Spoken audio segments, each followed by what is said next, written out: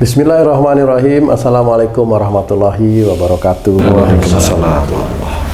Para pemirsa dan sahabat beriman dimanapun berada, kita jumpa lagi di Ustadz Danu Official Channel bersama saya Tung.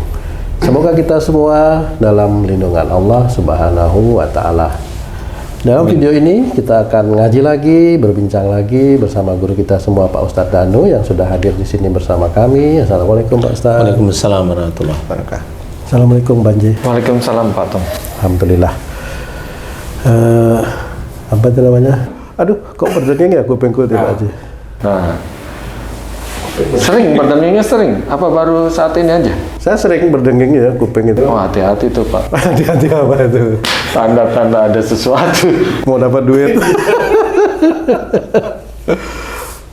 Para pemirsa dan sahabat beriman, ikuti terus video ini ya, jangan separuh-separuh nanti supaya tidak gagal paham dalam memahami apa yang kami sampaikan. Kembali tadi itu, kenapa ya dia? Saya punya temen ya, Apa itu? Pak Tung. Pak Ustadz ini punya cerita nih, Manjije nih, apa? Ayo. Teman saya punya istri. Ya. Itu telinganya udah lama nggak dengar.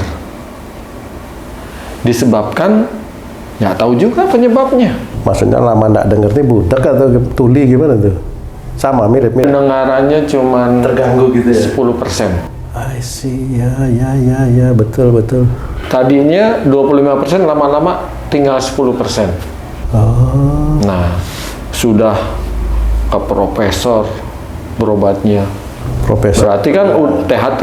THT ya. Berarti kan udah ke spesialis biasalah. Keliling lah udah ya. Udah keliling rumah sakit. Kedukun? Enggak ya? Ada kaitannya. Kita nggak tahu, biasanya orang berobatnya gitu tuh. Udah pusing. Jadi sampai sekarang pendengarannya kurang. Komunikasi terganggu, ke temannya, ke saudaranya, semua terganggu. Nah, terus kalau komunikasi caranya gimana tuh? Ya paling pakai hadap-hadapan, lihat bibir. Oh, gini gitu. Tapi untuk satu masalah, kalau udah macam-macam kumpul orang banyak, masalahnya kadang lain-lain udah nggak bisa. Itu gimana tuh Pak Ustadz? Itu bertatapan untuk satu masalah itu. Iya, satu masalah misalnya ngomongin tentang makan dulu nih. Kalau untuk tentang jalan-jalan, lain lagi. Ada jalan-jalan juga. Misalnya kita lagi ngomong kan, kadang nggak satu masalah aja kan, banyak masalah. Makan-makan kita kemana? Oh nanti ke sana ke sini, udah lain lagi itu fokusnya, gitu loh. Jadi harus ada guiding dulu. Oh ini kita ngomong makan, nah pasti fokus pikirannya ke makan. Emang ada tuh pendengaran 10%, 20% itu tolak ukurnya apa? Menurut dokter. Itu gimana Pak Ustadz kira-kira? Itu 10% pendengarannya itu Pak Ustadz. Iya. Bismillahirrahmanirrahim. Assalamualaikum warahmatullahi wabarakatuh. Waalaikumsalam warahmatullahi wabarakatuh. Amin ya rabbal alamin. Ya. Kalau pendengaran 10%, 20% itu kan tolak ukur dari dokter. Dan kita harus menghormati apa yang beliau Katakan itu Pak. ceritakan, karena itu tolak ukur keilmuan beliau kan begitu. Nah, yang harus kita ketahui itu adalah bagaimana caranya menyelesaikan masalahnya. Mau pendengarannya yang aktif 10% atau 20% atau 30%, kita harus menyelesaikan masalahnya. Nah, kalau masalah telinga ini biasanya masalahnya adalah dengan apa yang dia dengar, kemudian apa yang dia omongkan setelah dia dengar. Seperti itu. Jadi sangat berhubungan sekali. Kalau memang pendengaran itu tidak bisa pulih, biasanya ini berhubungan dengan orang tuanya. Pendengaran itu nggak bisa pulih, itu insya Allah berhubungan dengan orang tuanya. Dosa yang mengunci. Walaupun orangnya itu sholat, iya. Walaupun dia itu rajin sholatnya, iya. Walaupun dia tahajud, iya. Dia berdoa kayak apa, iya. Tapi kalau ada dosa dengan orang tuanya yang berhubungan dengan tidak mendengarnya dia, itu berhubungan dengan orang tuanya bilang apa, kemudian dia bilang apa, itu berhubungan dengan telinganya. Bisa aja dia dulu momennya orang tuanya agak rewel, suruh ini, menurut dia rewel lah, dia nggak mau. Suruh ini, dia nggak mau. Nah, selalu berbenturan terus dengan orang tuanya. Jadi kalau dengar orang tuanya ngomong begini itu kesannya kayak nggak mau dengerin dia sudah. Jadi kayak menolak aja. Itu Ustaz ya. Nggak mau, ngeluh aja orang tuaku gitu. Jadi nggak mau. Jadi ada di dalam pikiran atau hati atau lewat lisan ya. itu dia sebenarnya nggak mau dengerin. Jadi nggak mau dengerin atau nggak mau jalanin itu termasuk nggak mau dengerin. Kemudian juga orang tuanya ngomong apapun kadang-kadang nggak terlalu diperhatikan dia secara husuk. Nah, itu bisa menjadi tersebut. Kemudian munculnya setelah dia punya suami atau punya istri, dan itu jelas sekali setiap suami atau istrinya ngomong, berikan masukan, nggak digubris. Karena dia mikir, sadar atau tidak sadar, orang tua aku ngomong aja nggak terlalu tak gubris, apalagi kamu kan, ya. gitu. Sehingga itu yang menjadi pemicu, triggernya di situ. Dan itu dilakukan terus, omongan suami, omongan istri yang baik-baik itu nggak mulailah dia. Pendengaran itu mulai berkurang. Itu triggernya seperti itu. Nah, disitulah insya Allah Allah memberikan jawaban bahwa orang yang sudah sholat pun, yang muslim nggak bisa menyelesaikan itu karena apa? Ada akhlak yang kurang di hadapan Allah Ta'ala. Akhlak Rasul yang ditabrak oleh dia, khususnya akhlak yang berhubungan dengan orang tuanya, yang berhubungan dengan telinganya, kurang lebih seperti itu. Nah, kalau saya mau tanya sama Cice, itu kan temannya Cice, apa yang dulu dikerjain itu yang agak enggak, yang 10%, 20% itu yang laki apa yang perempuan nih? Maksudnya temannya perempuan? Ya, itu apa yang dia lakukan sebenarnya? Apakah karena itu kan temennya Haji yang laki apa yang perempuan nih? Yang perempuan. Yang perempuan. Nah, ini berarti Haji kan kenal nih sama dia nih. Itu apa yang dia lakukan sejak remajanya, sejak sebelum menikah atau sejak menikah, dia dengan orang tuanya dulu, dengan orang tua. Oh, teman saya ini taunya dia setelah menikah. Nah, memang kalau sehari-hari ketemu sama orang tuanya itu kan gitu ya.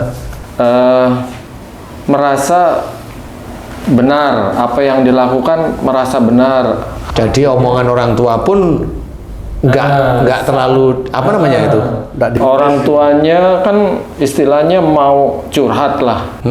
Nah, curhatannya ini menyangkut orang lain sehingga dianggap itu gosip sama dia, jadi dia nggak mau dengar dan dia itu merasa itu udah benar gitu loh, sehingga orang tuanya mungkin sakit hati lah atau apa gitu, seperti itu. Ya bisa seperti itu, makanya ada omongan orang tuanya nggak mau dia dengerin. Ya intinya dia nggak mau, jadi nggak gubris atau bagaimana. Kalau memang itu menolaknya itu tidak dengan marah, tetapi kalau seperti itu kayaknya dia dengan sumpah. Astagfirullah. Nah, kalau itu dengan sumpah berarti aku nggak mau dengerin karena dianggap orang tuanya itu bergosip umpamanya. Padahal belum tentu itu bergosip. Bisa aja orang tuanya itu diskusi. Kan beda bergosip dengan diskusi itu. Kayak seperti ini kita diskusi bukan bergosip. Tidak ada keuntungan dari orang yang kita bicarakan, tidak ada dari kita. Kita malah belajar dari kekurangan-kekurangan saudara kita untuk kita ajukan kepada Allah Ta'ala. Bagaimana cara tobatnya kepada Allah Ta'ala, seperti itu. Sehingga kayak tadi bisa aja memang tidak mau mendengar apa omongan orang tua yang sebenarnya bukan masalah gosip, tapi bisa aja orang tuanya itu mau ngajak diskusi. Sehingga dia sudah nolak duluan, berarti dia sudah telinganya tidak mau mendengar omongan keinginan orang tua mau bicara sama dia. Iya, teman saya bilang juga kalau istrinya itu selalu ngomong, pokoknya nggak mau dengar lagi, itu udah sumpah tuh. Itu sumpah. Itu sumpah. Makanya biasanya yang susah sembuh itu berarti ada sumpah. Insya Allah yang saya amati itu ada sumpah yang dia terucap berkali-kali, ya nggak di itu sekali, atau nanti di titik itu bisa beberapa kali dia ngomong, sehari itu bisa 5 kali dia bersumpah, kan gitu. Nah itu nanti besok begitu lagi. Nah kalau sudah begitu ya mengunci, jadi istilahnya dia harus membadarkan sumpahnya dengan membayar kafarat seperti itu. Nah inilah yang harus diketahui. Kemudian dia harus sadar, oh iya dulu saya seperti itu mamanya. Bisa aja nanti Haji J juga bilang, ini ada YouTube kita nih, kasih ke temennya nanti biar istrinya itu nonton nanti istilahnya. Jadi dikasih tahu agar ini ada sumpah yang harus dikerjakan, dan ini dan ini dan itu. Kemudian kalau memang dia mau, ya mudah-mudahan Allah membuka telinganya lagi. Amin. Karena bagaimanapun juga buka telinga itu kan dibutuhkan ya. Iya. Seperti itu. Jadi memang ada hal yang kayak bersumpah nggak mau dengerin, ada yang berdenging mamanya, dia belum budak tapi berdenging aja. Oh iya, seolah-olah berisik nging seperti itu. Nah, berdenging itu biasanya hubungannya dengan kapan. Kalau saya biasanya tanya, kapan mulai berdenging? Sudah nikah atau sebelum nikah? Sudah nikah, sudah berapa tahun nikah? Sudah 10 tahun nikah baru berdenging. Atau baru-baru ini berapa? Baru setahun 2 tahun ini. Oh ya, nah itu saya bisa ngasih solusi. Biasanya berdengingnya telinga ini, saya bilang, Bu, biasanya ibu itu kalau sama suami nggak cocokan. Jadi kalau suami ngomong apa, intinya ibu itu nolak tapi marah, walaupun marahnya nggak keluar, marahnya di sini. Nolak aja pikiran ibu nolak, marahnya di sini walaupun diam. Omongan suami sering ibu begitu kan, nggak, baru dia jawab sering ya begitu. Itu kuping kanan apa kiri tuh? Kanan kiri tergantung aja ya. Nanti kalau mamanya dia kanan, ya kondisi persoalannya ibu itu yang benar.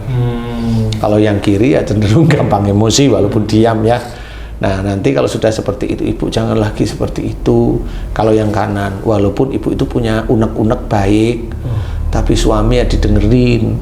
Tapi suami saya itu kalau ngomong itu kasar Ustadz gitu, kasar, menekan. Jadi saya sendiri kan memang orangnya juga emosional, jadi barangkali terpicu apa ya, iya, tapi ya belajarlah. Kalau ibu ingin sembuh, belajar. Oh gitu, iya.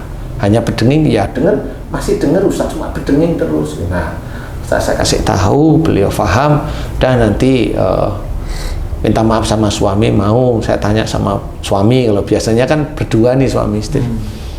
Betul begitu Pak, Bapak kalau ngasih masukan sama istri kenceng, kaku. Ketawa suaminya, iya Ustadz, ya Bapak juga belajar jangan seperti itu. Istri itu kan bukan seseorang yang harus ngikutin keinginan Bapak, yang enggak. Kalau memang istri baik, benar, ya Bapak juga ngikutin.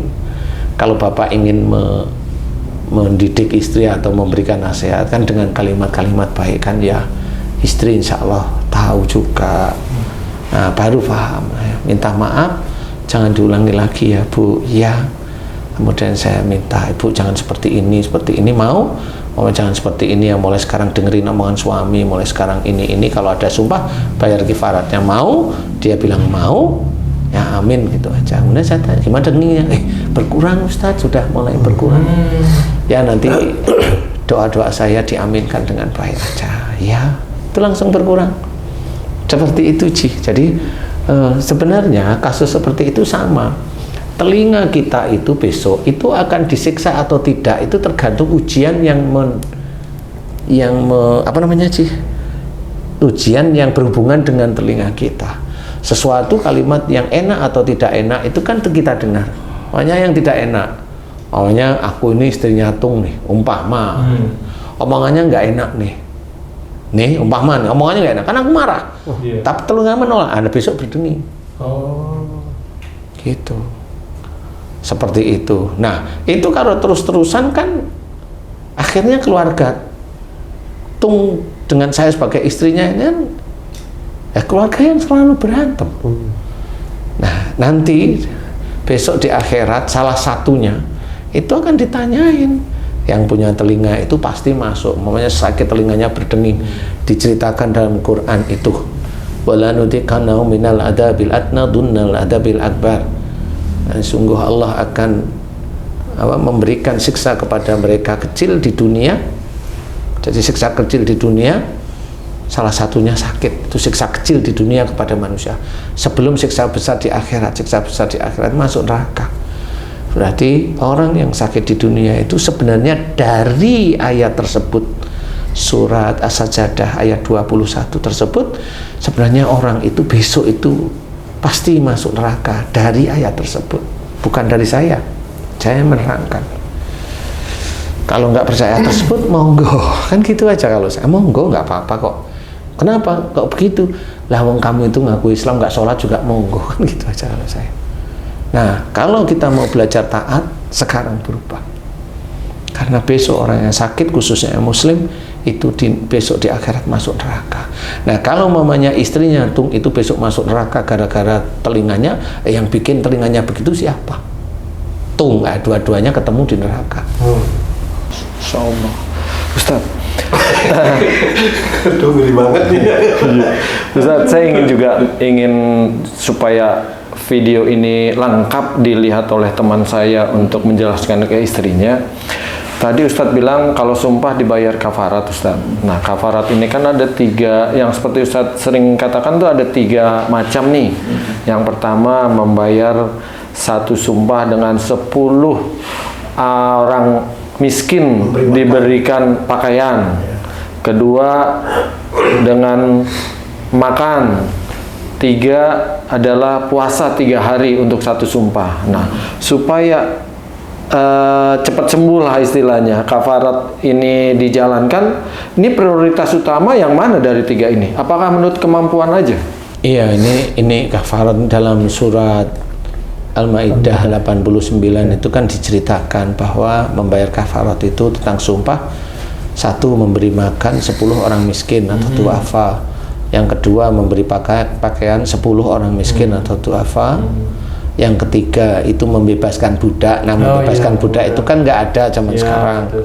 Kemudian yang keempat itu berpuasa 3 hari. Ini memilih mana yang lebih ikhlas.